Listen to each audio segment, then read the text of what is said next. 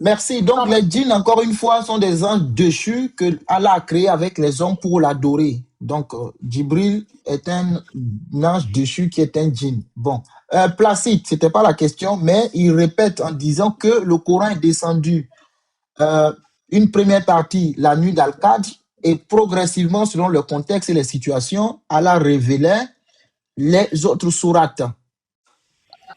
Vous avez le crachoir pour rebondir. Oui, attends, ambassadeur, on confirme rapidement. Donc, en gros, c'est progressivement, c'est ça? C'est la réponse? Non, la première partie, c'est une nuit. Selon lui, la nuit Oui. d'Al-Qadr, c'est une partie. Et ensuite, les autres venaient selon le contexte, progressivement. Voilà, on va laisser le prophète Placide rebondir à sa question. Je pense Vous avez que le crachoir. ouais, notre frère Ibrahim, je ne vais pas le qualifier comme un grand menteur, mais il se trompe. Parce que le Coran est tellement clair. Parce qu'il va me dire, bon, tu peux me situer quelle est cette partie-là qu'Allah a révélée dans cette nuit-là et les autres parties, parce qu'il y a 114 sourates. Donc, si tu peux situer la première partie qu'Allah avait révélée dans cette nuit et puis une autre partie qu'il a révélée après. Donc, je voudrais vraiment que vous puissiez revenir sur ce point. Mais quand on lit le Coran, c'est le contraire. Parce mais Ibrahim, donc ça, il est en train de sous-entendre, puisque là, il n'a pas la réponse à sa question. Ibrahim, est-ce que vous pouvez rapidement... Attends, on lui pose directement la question. Prophète Placide, vous êtes satisfait de la question ou pas? Parce que là, si vous n'êtes pas satisfait, écoutez, si vous n'êtes pas satisfait, on sera obligé d'insister sur la question pour qu'elle soit pleinement répondue. Parce que quand moi j'ai noté... Je ne suis pas satisfait parce que ce qu'il a dit, je ne vais pas le qualifier comme un menteur, mais il contredit le Coran. Ok, si vous n'êtes pas satisfait, là vous nous laissez faire le travail. Donc le point ici, Ibrahim Jean-Luc, la question, elle a été, est-ce que le Coran a été révélé une seule fois, en une fois, ou progressivement? Donc, c'est soit le tout est descendu une fois, soit c'est descendu progressivement, c'est-à-dire première partie, ensuite il y a une autre partie qui est descendue. D'accord? Donc, et ça ne peut pas être les deux en même temps. Selon lui, s'il vous plaît, journaliste, selon lui, il a dit dans cette nuit une partie qu'Allah avait révélée. Il va aussi nous situer, comme il y a 114 sourates, il va nous préciser quelle était cette première partie dont le prophète Mohammed avait récité dans cette nuit et quelles sont les autres parties dont le prophète a récité graduellement comme lui l'a voulu interpréter. Ok, Ibrahim, tu as bien compris. La partie qui est descendue la nuit d'Al-Qadr, c'est laquelle? Dans les 114 sourates, lesquelles sourates sont descendues la nuit d'Al-Qadr? C'est ça qu'il voulait que vous précisiez dans votre réponse. Vous avez le crachoir, vous met le temps. D'accord, s'il vous plaît, je souhaiterais que quand j'ai la parole, ne me coupez pas, s'il vous plaît, parce que mon objectif, c'est de permettre aux non-musulmans de connaître la vérité. Et surtout aux musulmans de pratiquer l'islam. Non, godless. Ibrahim, le but, c'est de permettre tous ceux qui écoutent, plus de 350, de comprendre. Mais le but aussi de la modération, comme vous avez fait beaucoup de débats, c'est que les questions soient répondues. Donc, si les questions ne sont pas répondues, nous avons l'obligation de revenir sur la question. C'est ça le but aussi. Donc, dans votre réponse, la partie qui est descendue dans la nuit d'Al-Qadr, nous attendons les sourates qui sont concernées. Donc, nous avons l'obligation de vous recadrer quand il n'y a pas de réponse par rapport à la question posée. Ça, on n'a pas autre choix que de faire comme ça. Donc, vous avez 3 minutes, on vous écoute. J'entends bien, mais s'il vous plaît, ne m'interrompez pas, s'il vous plaît, ne m'interrompez pas. Je sais pourquoi, s'il vous plaît, parce que quand on m'interrompt comme ça fait que mes idées ne sont pas bien comprises. Et ça, ça me met mal à l'aise. Par exemple, quand vous prenez la sourate 114, la sourate Anas et la sourate 113, c'est une sourate que Allah a fait descendre pour qu'on puisse la réciter dans une prière, pour que Allah nous protège contre la sorcellerie. Et cette sourate-là est descendue lorsque le prophète Mohammed a été victime d'un envoûtement, d'un ensorcellement.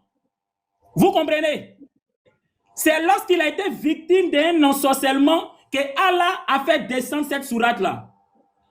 Quand vous prenez le texte de Nombre chapitre 27, le verset 6 à 8, où Moïse s'est retrouvé face à une situation.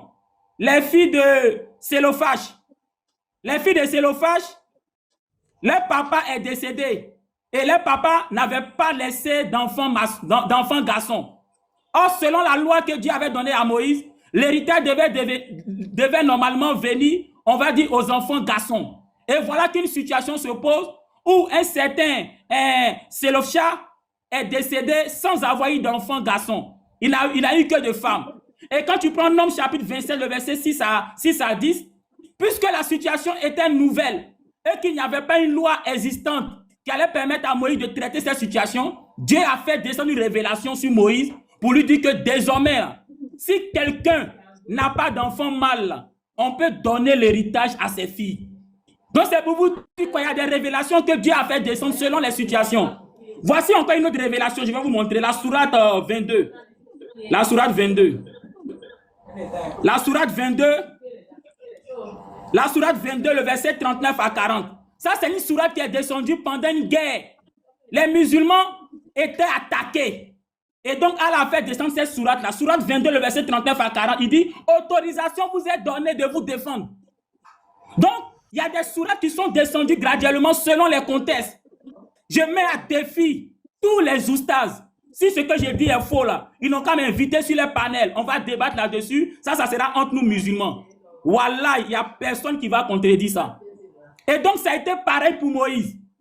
Pendant les 40 jours sur le mont Sinaï, il a reçu les 10 commandements. Les 10 commandements sur une tablette. Et après les 40 jours, au fur et à mesure que les jours passaient, selon les situations qui se présentaient à Moïse, il a reçu maintenant les 600 et quelques lois pour faire face à ces différentes situations. C'est pour ça que je dis à mes frères musulmans, nous qui avons été chrétiens avant d'être musulmans, là, on est mieux équipés que vous. Quand vous voyez les Dianés, là, quand vous voyez les bénis, les écrans Lopez, là, ce qui fait les forces, là, c'est parce qu'ils ont lu la Bible. Quand vous voyez Abdul Majid, ce qui fait sa force, là, c'est parce qu'il a lu la Bible. Tous ceux qui pratiquent bien l'islam, là, ce qui fait les forces, là, c'est parce qu'ils ont lu la Bible. Je sais de quoi il vous parle. Je sais très bien de quoi il vous parle. Merci beaucoup. Mais on va donner la parole à prophète Placide parce que moi, je n'ai pas eu la réponse. Plutôt, on allait faire un enseignement biblique, mais bon, la réponse, quelles sont les sourates qui sont descendues la nuit d'Al-Qadr? Zéro réponse. Prophète Placide, je pense qu'on va évoluer, il est 0-1 chez nous. Oui. Voilà, vous avez le micro. Merci beaucoup, monsieur le journaliste. Je pense que, comme je l'ai dit à la table de mon exposé, le Coran, c'est un livre où il y a tellement de confusion. Il faut bien surveiller Allah du Coran. Lorsqu'il essaie de raconter une histoire, il se contredit. Or, dans la sourate 97, le verset 1 à 3, dit que le Coran est descendu pendant la nuit. Pourquoi? Parce que il y a ce qu'on appelle la chaîne de transmission selon le langage coranique. Je suis dans la sourate 13, le verset 39. Allah efface ou confirme ce qui va en l'écriture primordiale et auprès de lui. La sourate 43, le verset 4. Nous en avons fait un Coran arabe afin que vous raisonniez. Il est auprès de nous dans l'écriture mère. C'est-à-dire, l'écriture mère, ce qu'on appelle l'original du ciel. Selon le langage coranique, l'écriture primordiale, l'écriture mère, c'est la révélation dont Allah envoie aux êtres humains par l'entremise de ses messagers. Selon cette sourate, la sourate 97, le verset 1 à 4, le prophète Mohammed a reçu le Coran dans cette nuit-là, la totalité, parce que ça fait partie de la chaîne de transmission d'Allah. La sourate 4, quand vous lisez le verset 136, vous lisez le verset 163, les atteste. Allah envoie les messagers avec le contenu qu'on appelle soit la révélation pour guider. Dans la sourate 2, le verset 253, c'est la même chose. Maintenant, regardez, c'est ce que je dis que le Coran, c'est un livre, permettez-moi, c'est un livre faux et contradictoire, parce que dans la sourate 17, le verset 106 dit que le Coran a été fragmenté et descendu graduellement. Il s'est contredit Allah. Dans la sourate 25, le verset 32, confirme aussi que la révélation n'a pas été donnée à une seule fois, mais progressivement. C'est ce qui démontre que le Coran, c'est un livre faux. Je pense que pour ce soir, on a fini le débat. Merci beaucoup pour le rebondissement. On passe à la troisième question de Jean-Luc Ibrahim. Vous êtes prêts? Je suis prêt. D'accord, on vous met la minute. S'il y a des versets à lire, je peux patienter. Hein? Oui, oui. Il a cité D'accord. Apocalypse chapitre 6, le verset 9 à 11. Et d'après lui, Apocalypse chapitre 6, le verset 9 à 11, là, les âmes là, ont été remis à Jésus. S'il te plaît, modérateur, si c'est possible, il faut lire Apocalypse 6, le verset 9 à 11, là. On va voir si les âmes D'accord. ont été remis à Jésus. Je vais lire ton verset. Apocalypse 6, verset combien? C'est 9 Vers- à 11. 9 Verset à 9 à 11. Ok. Je lis l'Apocalypse 6, verset 9 à 11. Quand il ouvrit le cinquième sceau, je vis sous l'autel les âmes de ceux qui avaient été immolés à cause de la parole de Dieu et à cause du témoignage qu'ils avaient rendu. Ils criaient d'une voix forte en disant, jusqu'à quand, Maître saint et véritable, tardes-tu à juger et à tirer vengeance de notre sang sur les habitants de la terre? Une robe blanche fut donnée à chacun d'eux, et il leur fut dit de se tenir en repos quelque temps, jusqu'à ce qu'il fût complet le nombre de leurs compagnons de service et de leurs frères qui devaient être mis à mort comme eux. C'est bon? Question. Puisqu'il a cité ce verset-là, ma question, qu'est-ce qui dans ce verset-là dit que les âmes là sont remis à Jésus? Mais c'est simple. Tout d'abord, qui est le maître saint et véritable. Le saint et le véritable est là. L'idée Apocalypse 3, le verset 7. Est-ce qu'on peut lire ça? Apocalypse combien? Apocalypse 3, le verset 7. On va chercher qui est le saint et le véritable. Celui qui doit venger. Apocalypse 3, 7. Apocalypse 3, 7. Ouais. Ok. Nous lisons Apocalypse 3, 7. Écrit à l'ange de l'église de Philadelphie. Voici ce que dit le saint, le véritable, celui qui a la clé de David, celui qui ouvre et personne ne fermera, celui qui ferme et personne n'ouvrira. Très bien. Le saint et le véritable, c'est qui? C'est Christ. C'est lui qui est en train de parler aux sept églises, en train de marcher au milieu des sept chandeliers. Apocalypse chapitre 1er, le verset 12 à 13 à 20. Parce que les sept chandeliers dans le verset 20 représentent les sept églises d'Asie mineure. Maintenant, lorsqu'on prend Apocalypse 14, regardez si la question des 144 000, lisez le verset 1er, 3, 4. Vous allez voir que tous les Apocalypse combien? 14, le verset 1 à 4. Apocalypse 14. Oui. Verset 3 à 4. Ouais. Nous lisons Apocalypse 14, verset 3 à 4. Il est écrit. Et il chante un cantique nouveau devant le trône et devant les quatre êtres vivants et les vieillards. Et personne ne pouvait apprendre le cantique si ce n'est les 144 000 qui avaient été rachetés de la terre. Ce sont ceux qui ne sont pas souillés avec des femmes, car ils sont vierges. Ils suivent l'agneau partout où il va. Ils ont été rachetés d'entre les hommes comme des prémices pour Dieu et pour l'agneau. Très bien. Maintenant, les 144 000 là, on les retrouve dans l'Apocalypse 7, le verset 1 à 11, n'est-ce pas? Ils ont été rachetés, c'est-à-dire parce que la bête qui monte de la mer, selon Apocalypse 13, 1, 9, l'Antichrist va les équiter. Alors, leurs âmes seront gérées par qui? Par Christ. Voilà pourquoi je t'avais dit, selon Actes chapitre 7, le verset 58 à 59, Étienne a dit, Jésus-Christ reçoit mon esprit. Mais toi, tu avais dit ici, oh non, on a vu Jésus à la droite du Père. Est-ce que Dieu d'abord a une main droite comme ça, comme nous? C'est ce qu'on appelle l'anthropomorphisme. Ce sont les langages anthropomorphiques. Vous voyez, lorsqu'on dit Jésus est debout, Jésus est à la droite, c'est ce qu'on appelle l'anthropomorphisme. Cela ne signifie pas que Dieu est assis comme ça, a une main droite, a une main gauche et Jésus droit. Ce sont les langages anthropomorphiques pour exprimer justement ce que Dieu est ou ce que Dieu veut faire. Donc voilà en gros la réponse que je peux te donner. Jésus-Christ, c'est lui qui gère nos âmes. Il est le Dieu véritable, celui qui garde toutes les âmes des êtres humains. Il n'est pas comme Allah, il dit c'est lui, il dit l'ange de la mort et il dit les anges. Donc voilà les contradictions qu'on retrouve dans votre livre. D'accord, c'est pour signaler le temps. Ibrahim, Jean-Luc, vous avez 2 minutes pour rebondir. Est-ce que vous êtes satisfait de la réponse? Non, je ne suis pas satisfait de la réponse. Pourquoi? C'est aussi simple que ça. Il fait ce qu'on appelle une fausse analogie. C'est ce que je dis très souvent. J'ai dit il ne faut pas réfléchir en deçà de la moyenne comme Tokonto Karim. Il faut élever le nouveau comme Marie-Josée Delphine. Alors, je reviens pour dire, quand vous voyez dans la Bible, Non, on dit si c'est Dieu est assis sur le trône. Est-ce que vous voyez quelque part? Oui, oui. Ibrahim, Jean-Luc, est-ce Voilà. que normalement la question, le sujet, c'est les contradictions dans le Coran. Mais vous avez posé une question qui est biblique, qui était censée être irrécevable. Vous voyez? Mais vous voulez mettre en lumière quelque chose. On a laissé couler. Est-ce que vous êtes satisfait de la réponse? Si c'est non, il va reprendre. Si vous n'êtes pas satisfait, que vous Je voulez suis quand même satisfait de continuer. la réponse. Je suis satisfait. Je suis satisfait de la réponse. il veut parler, ok?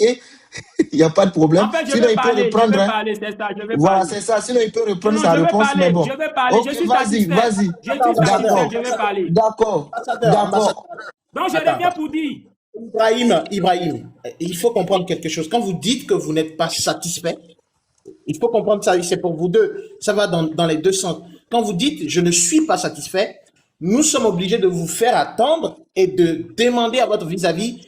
Apparemment, la question qu'on t'a posée n'a pas été répondue. Donc, réponds à la question qui t'a été. D'accord? C'est clair?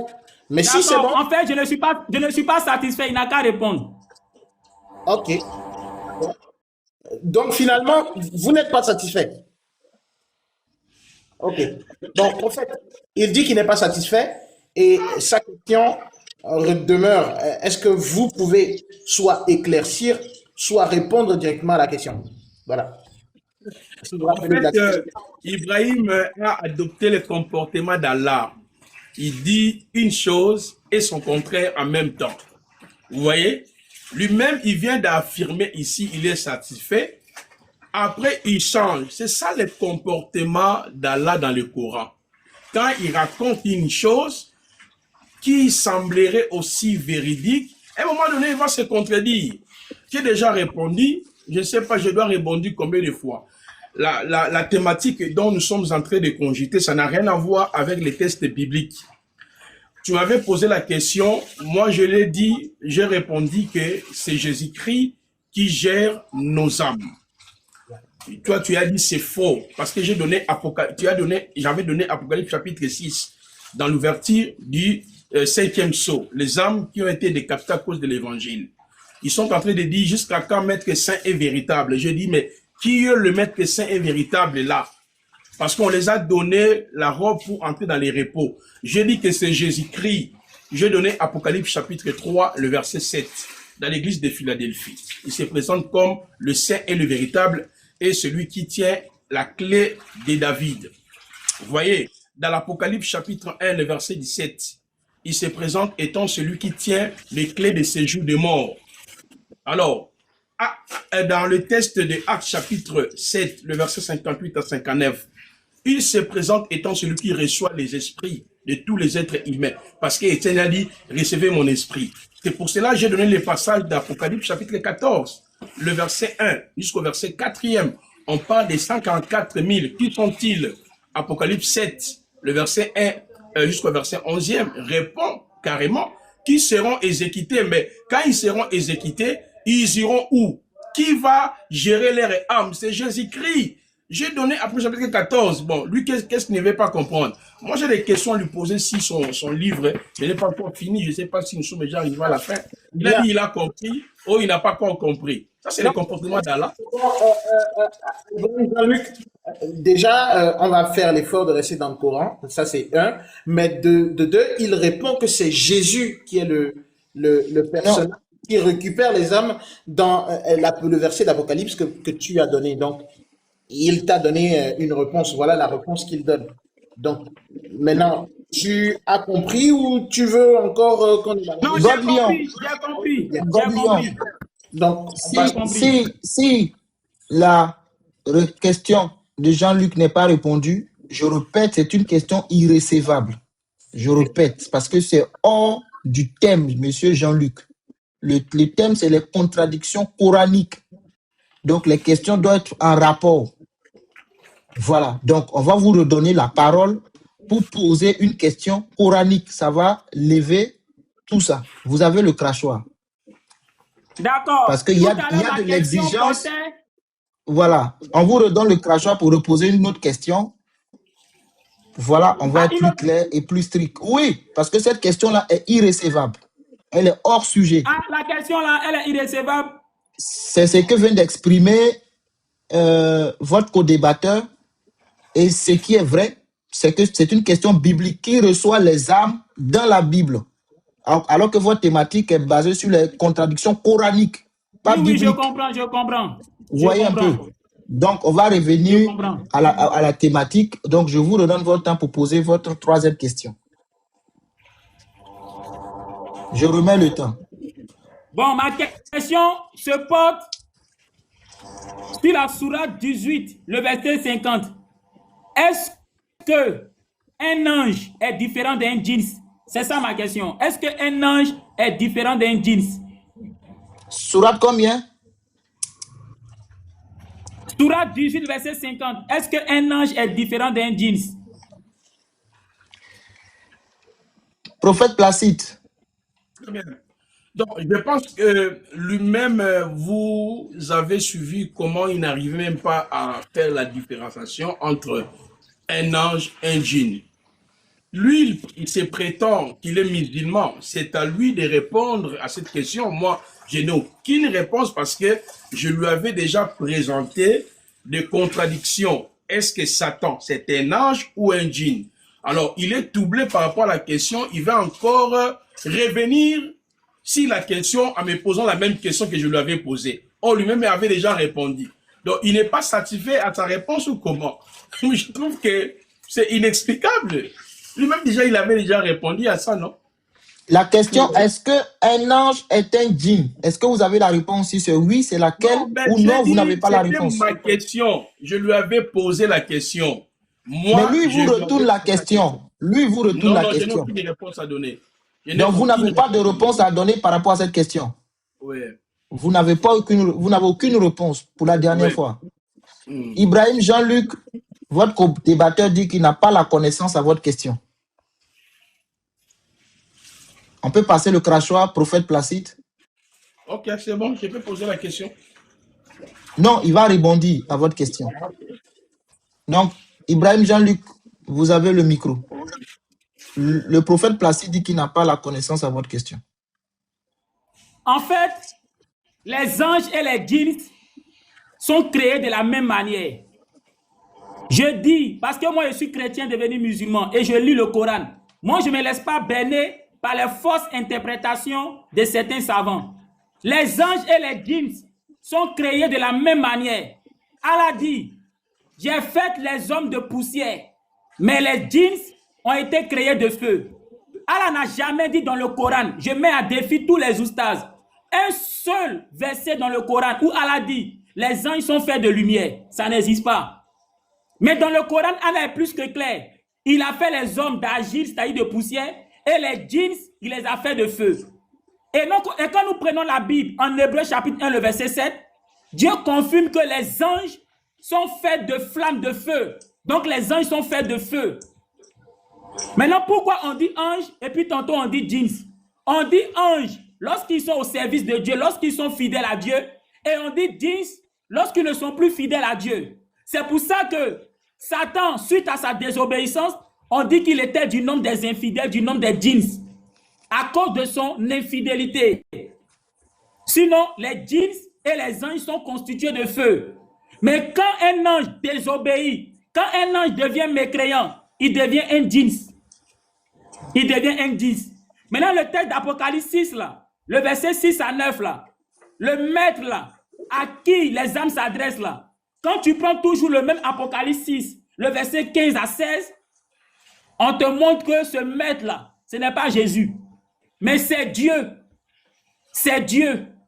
Il demande à Dieu de faire vengeance pour eux. Et quand tu prends Apocalypse chapitre 19, tu vois que Dieu envoie Jésus pour exécuter sa colère. Tu comprends? Vous, votre problème là, vous faites ce qu'on appelle l'analogie. On dit Jésus Macha et on dit Jean-Luc Macha. Comme ils ont dit Jésus Macha et Jean-Luc Macha, comme c'est même marché là, c'est que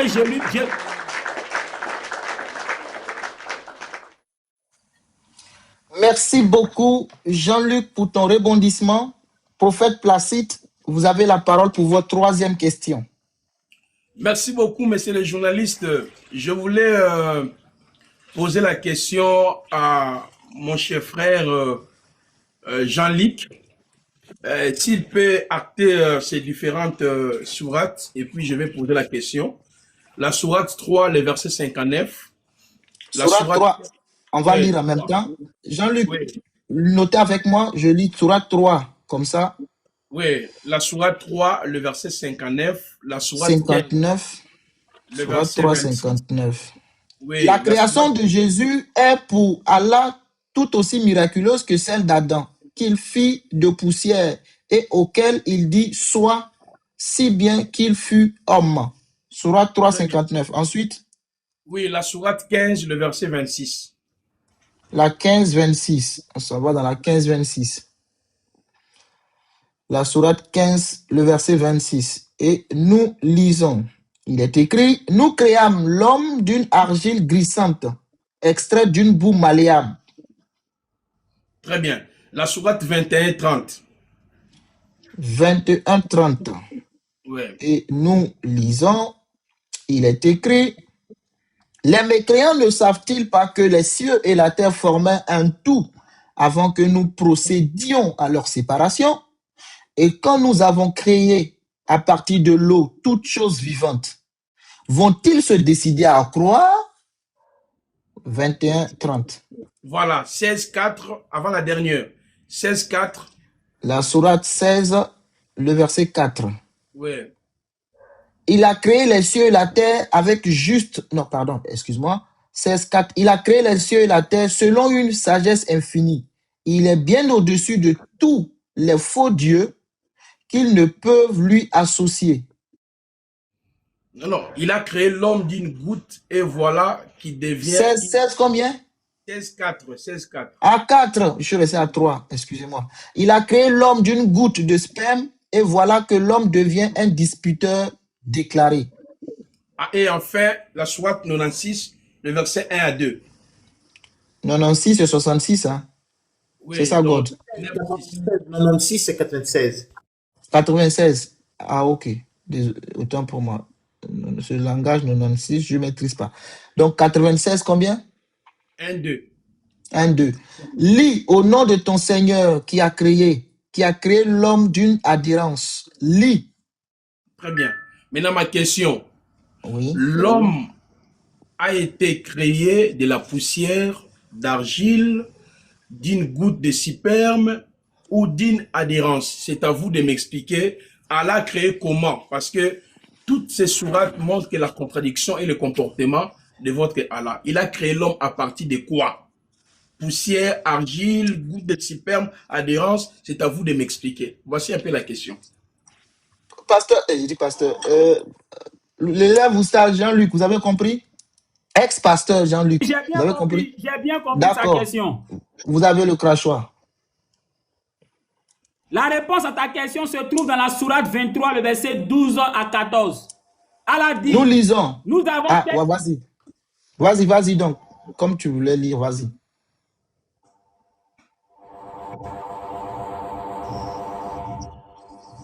Allez-y, vous pouvez lire. Je voulais lire pour vous. Allez-y. Voilà, je disais, la réponse à ta question se trouve, autant pour moi, dans la sourate 32, le verset 7 à 8. La sourate 32, le verset 7 à 8. Je lis, il est dit, qui, c'est-à-dire Allah, a bien fait tout ce qu'il a créé. Et il a commencé la création de l'homme à partir d'Agir, puis il tira sa descendance d'une goutte d'eau vile. Donc, il a commencé la création de l'homme à partir d'Agile. Quand on dit qu'il a commencé la création de l'homme, on fait référence à Adam. Genèse chapitre 2, le verset 6 à 7. Dieu a pris la poussière, il a pris l'Agile pour former le corps. Allah dit qu'il a commencé la création de l'homme à partir d'Agile, à partir de poussière. Sourate 32, verset 7. Et au verset 8, il dit, puis, il tira sa descendante, donc la descendante d'Adam, d'une goutte de sperme. Voilà qui est clair. Maintenant, tu as cité une sourate où Allah dit, toute âme vivante, c'est-à-dire tout ce qui vit, vient de l'eau.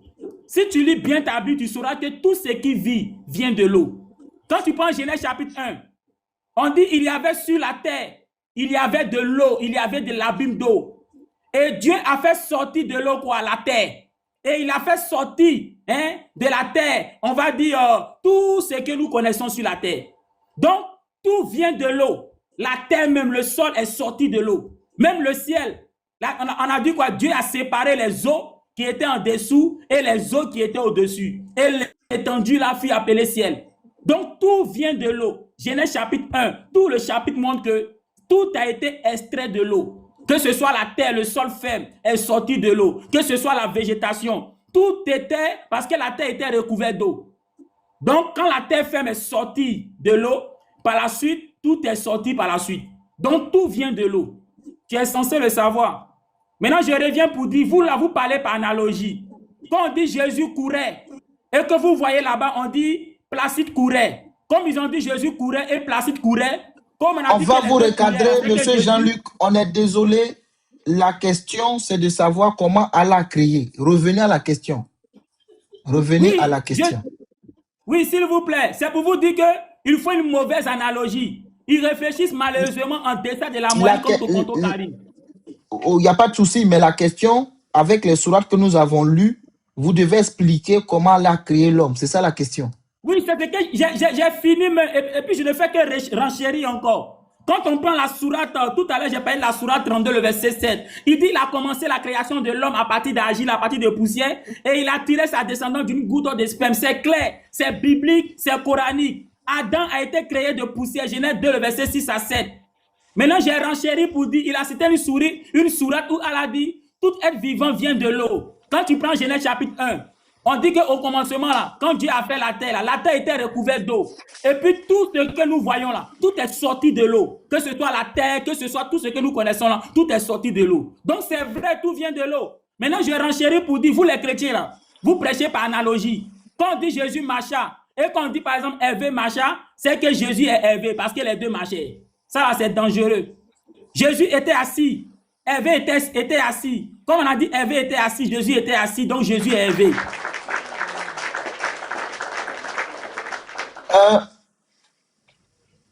Prophète Placide, Oui, journaliste. est-ce que vous êtes satisfait de ce que vous avez écouté? Bon, je ne sais pas si lui-même, il a écouté sa réponse parce que moi, je n'ai rien compris. Donc, monsieur Jean-Luc Ibrahim, on vous redonne le crachoir. Oui, Edouard Billon. Oui, il y a un souci, effectivement, Placide a raison, parce que Jean-Luc fait une analogie entre la création de la Bible et la création du Coran. C'est qu'il refuse d'ailleurs de l'autre côté. Mais là, c'est pas la comparaison création Bible-Coran, mais c'est typiquement coranique. La Bible n'existe pas en fait dans ce débat. Ce qui existe, c'est Coran. C'est ça votre thématique. C'est de nous expliquer, sans la Bible, vous comprenez, les différentes sourates qui ont été énumérées. Mais vous faites que des analogies que vous refusez aussi chez les chrétiens. Donc, on vous redonne le crachoir pour expliquer il y a sourate 3, 59, sourate 15, 26, sourate 21, 30, sourate 16, 4. De nous expliquer les liens entre les 4 sourates par rapport à la création de l'homme. C'est ça la question, monsieur Jean-Luc. Et votre co-débatteur dit qu'il n'est pas satisfait parce qu'il n'a rien compris de votre réponse. Donc, alors, on vous redonne les 3 minutes. Je reviens. On vous écoute. Le problème, c'est que malheureusement, certains réfléchissent en deçà de la moyenne comme Tokonto Kadi. Je l'ai toujours dit et je le reviens. Quand on prend la sourate 32, le verset 7, Allah dit, il a commencé la création de l'homme à partir de poussière, autrement dit à partir d'argile. Et il a tiré sa descendance d'une goutte de sperme. C'est plus que clair, ça résume tout. Adam, le premier homme, a été fait de poussière, a été fait d'argile, et sa descendance a été tirée d'une goutte de sperme. C'est évident, c'est vérifiable, c'est clair. Maintenant, la deuxième sourate, où il a dit, nous avons fait toute âme vivante à partir de l'eau. Ça encore, c'est vrai. Quand on prend le livre de Genèse chapitre 1, on se rend compte que quand Dieu a fini de créer la terre était recouverte d'eau. Et tout est sorti de l'eau, que ce soit le sol, que ce soit tout ce qu'on connaît, Dieu a fait sortir ça de l'eau. Maintenant, pourquoi quand nous parlons, nous prenons la Bible, je reviens et je dis, la sourate 10, le verset 92, sourate 10, le verset 94, Allah dit, si vous avez des doutes de ce qui est dans le Coran là, il faut regarder dans ce qui est descendu avant. Ce qui est descendu avant que Allah a donné aux gens du livre. C'est pour ça que nous prenons dans la Torah, nous prenons dans l'évangile, nous prenons dans les psaumes pour vous faire comprendre votre propre livre. C'est tout. C'est tout.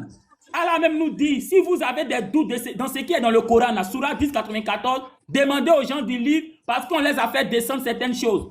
Ce qu'on a fait descendre aux gens du livre, c'est la Torah, c'est les psaumes, c'est l'évangile, c'est le prophète. Allah dit, on va les regarder dedans. On va voir que ce qui est dans le Coran, là, c'est clair et net. Donc, c'est pour ça que je prends Genèse, je prends tout ça. Vous comprenez? Nous sommes clairs. Nous sommes clairs. Nous sommes clairs dans ce que nous disons. Vous voyez? C'est pour ça que nous revenons pour dire, quand vous voyez certains soi-disant musulmans qui font le mariage forcé, certains soi-disant musulmans que des adeptes du vaudou donnent de l'argent pour aller forcer quelqu'un ou bien corrompre quelqu'un pour l'épouser, ce ne sont pas des musulmans. Parce que le mariage forcé, c'est interdit en l'islam. Et le Coran interdit un musulman de marier une femme associatrice, c'est-à-dire une personne qui pratique l'occultisme, le fétichisme. S'il te plaît, demeure sur la question, s'il te plaît. Voilà. Demeure sur la question. Comme là, c'est répondu. Je reviens sur la question. Oui. Je reviens sur la question. Sourate 32, le verset 7 à 8 est plus que clair, ça résume tout. Adam, le premier homme, a été fait de poussière, sa descendance a été tirée d'une goutte de sperme. C'est aussi clair que ça. Merci beaucoup. Merci beaucoup, Jean-Luc. Prophète Placide, vous avez vos 2 minutes pour répondre, pour rebondir plutôt. Le journaliste, mais il a utilisé une expression, je n'ai pas compris, la fifi, philo, c'est quoi? Une expression là. Jean-Luc, il veut comprendre l'expression rapidement. Il y a encore du temps. Non, j'ai dit dans la sourate 32, le verset 7 à 8. Il a créé l'homme à partir de poussière. Il parle de philo, fifi. Je n'ai pas compris là. Une expression. En fait, il parle de l'intelligence, d'être intelligent. En fait, il utilise des expressions pour montrer que chacun comprenne ce qu'il a compris. C'est que certains réfléchissent en deçà de la moyenne comme Tokonto Karine. C'est-à-dire quoi? Les choses sont plus que claires, les choses sont claires. Mais voilà. Ils voient que c'est clair, mais ils veulent forcément réfléchir en deçà de la moyenne. Alors que c'est ça. Voilà. Merci beaucoup. Okay. Merci pour la précision. Donc, vous avez 2 minutes pour rebondir. Il est intéressant ce type. Regardez. En fait, lorsqu'on prend la sourate 3, le verset 59, c'est clair. Hein? Pour Allah, Jésus est comme Adam, il est créé de poussière, puis il lui dit soit et il fit. Vous voyez, c'est-à-dire dans cette sourate, la sourate 3, le verset 59, c'est-à-dire la création de l'homme était instantanée selon Allah.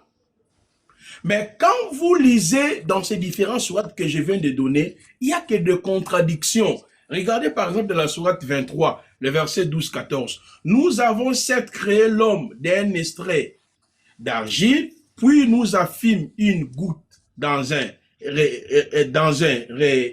reposoir solide. Ensuite, nous avons fait de la goutte une adhérence, puis de l'adhérence, nous avons fait un morceau. Regardez le comportement de ce Dieu, le Créateur. Donc, la création de l'homme est-elle instantanée ou progressive? Donc, Allah lui-même, il ne sait pas l'homme a été créé comment. Vous voyez, maintenant, le goût de sperme là, Allah là, il a pris ça où?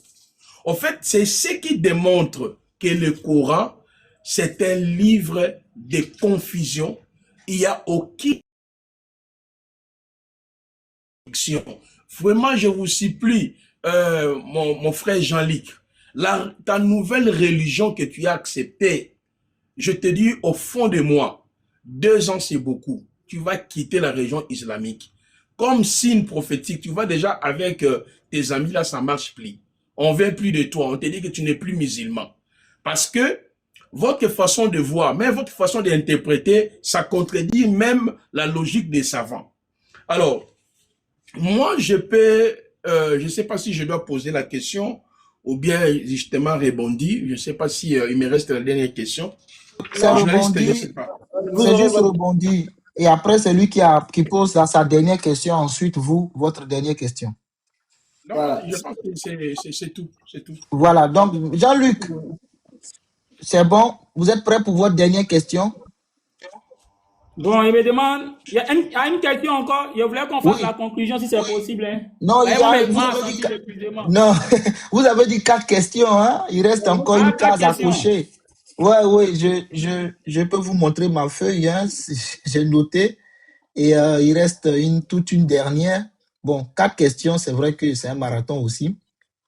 Mais voilà. S'il est fatigué, journaliste, s'il vous plaît, s'il est fatigué, on peut faire la conclusion, c'est pas un problème. Hein. Moi, j'ai tout noté. Hein. Il y a les cases, il reste une ici, une ici. Voilà. Maintenant, s'il est fatigué, que le co-débatteur aussi est d'accord, que vous n'avez plus de souffle, il n'y a pas de problème, on peut passer à la conclusion. C'est vous qui voyez. D'accord. Donc, monsieur Ibrahim Jean-Luc, on vous met les 5 minutes pour votre conclusion. Voilà, en tout cas, comme nous venons de le voir, dans le Coran, tout est clair, tout est clair, tout est clair. On l'a vu. Dans la sourate 15, le verset 9, Allah dit, c'est lui qui a fait descendre le Coran et c'est lui qui se porte garant du Coran. Et c'est la raison pour laquelle le Coran n'est pas falsifié. Et donc, un musulman, quand il lit le Coran, il peut lire le Coran les yeux fermés. Il n'y a pas de falsification dedans, tout est clair. Allah dit dans la sourate 15, dans la sourate 11, le verset 1, que le Coran, les versets là, en tout cas, sont parfaits en style et en sens. C'est trop clair. Et Allah dit dans la sourate, on va dire dans la sourate 7, dans la sourate 3, le verset 7, vous voyez, je suis fatigué, hein, dans la sourate 3, le verset 7, il dit que si nous trouvons des contradictions dans le Coran, ça veut dire que le Coran là, ça ne vient pas de lui. Autrement dit, c'est une façon de dire que le Coran, il n'y a pas de contradiction dedans. Et dans la sourate...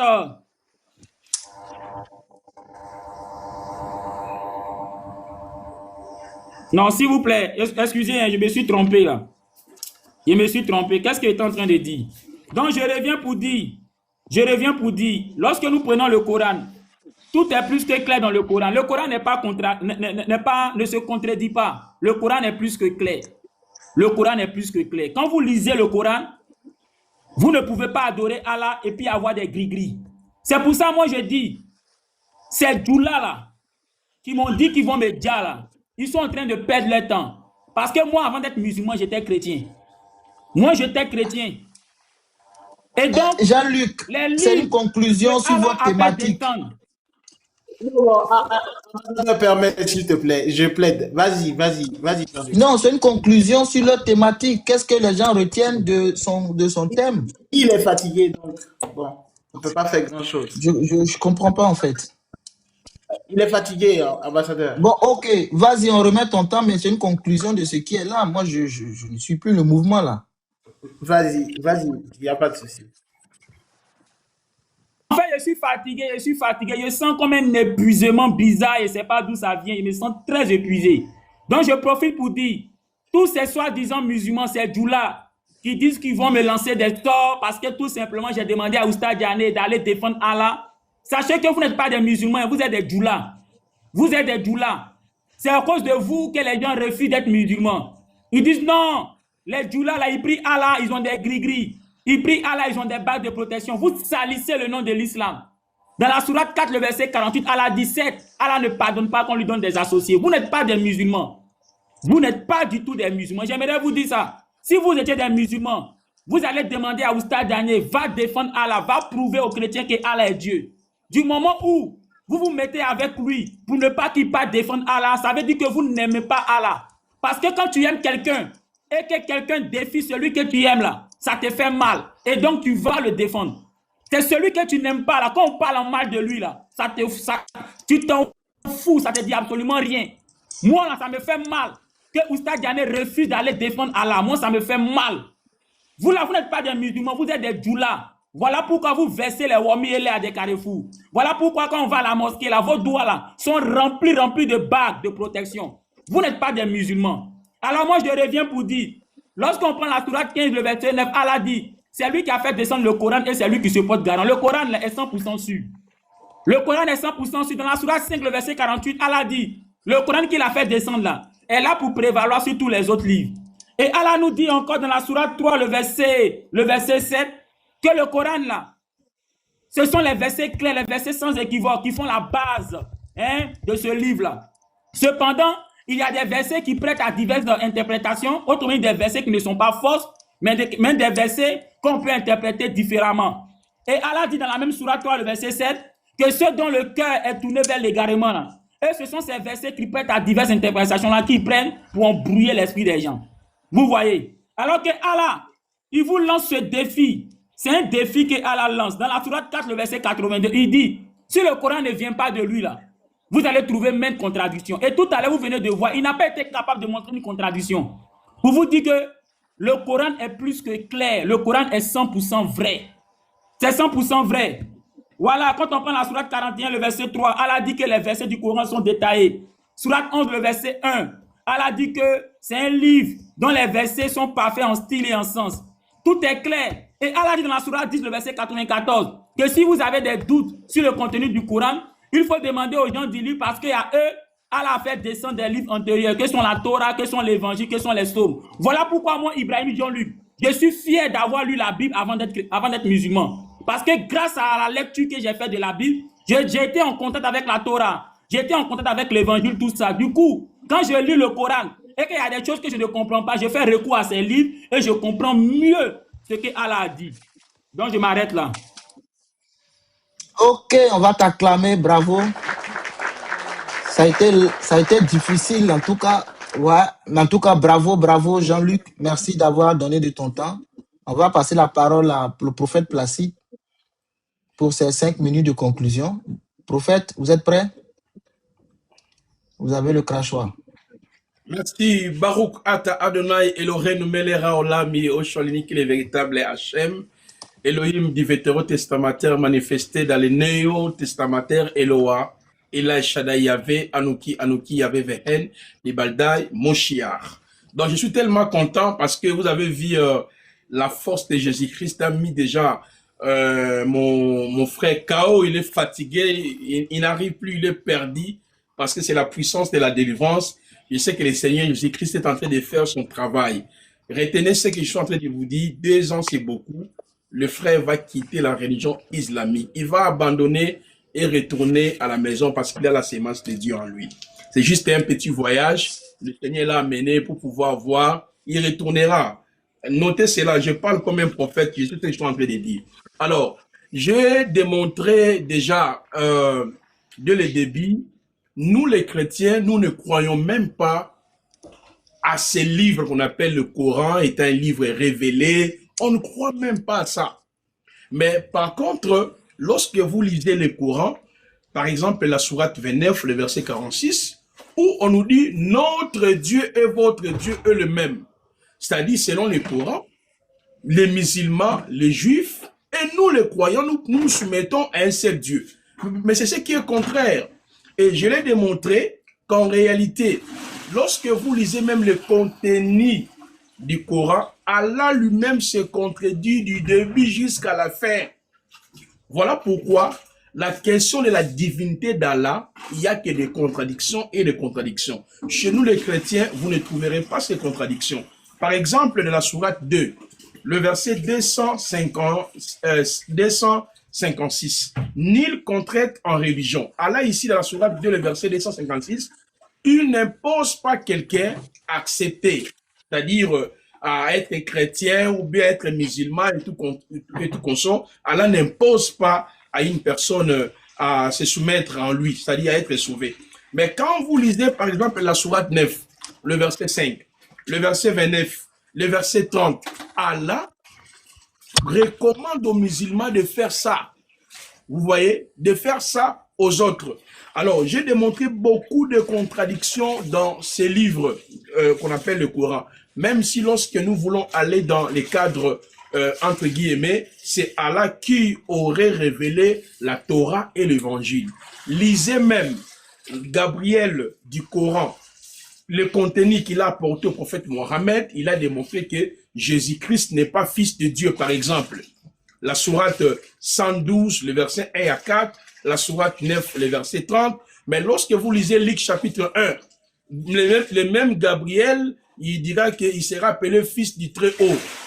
Vous voyez que tout ça là, ça montre que de contradictions parce que Allah qui nous dit, celui qui a révélé la Torah, la sourate 3, le verset 3, la sourate 5, le verset 46 à 48, celui qui a révélé, n'est-ce pas, l'évangile à Issa, dans la sourate 3, le verset 52, la sourate 61, le verset 14, la sourate 5, le verset 111, Allah a démontré que tous les apôtres, ce sont ses alliés. Il appelle même les musulmans de considérer les apôtres, de les prendre comme un modèle. Celui qui aurait révélé, n'est-ce pas, c'est-à-dire révéler les apôtres, ce qu'ils ont enseigné. Mais essayez de lire justement ce que les apôtres ont enseigné dans Actes des apôtres, le 21 épître, 4 évangiles. Ça contredit même les Corans. Les apôtres ont prêché, par exemple, Jésus est mort et revenu à la vie. Mais quand tu lis la sourate 4, le verset 157,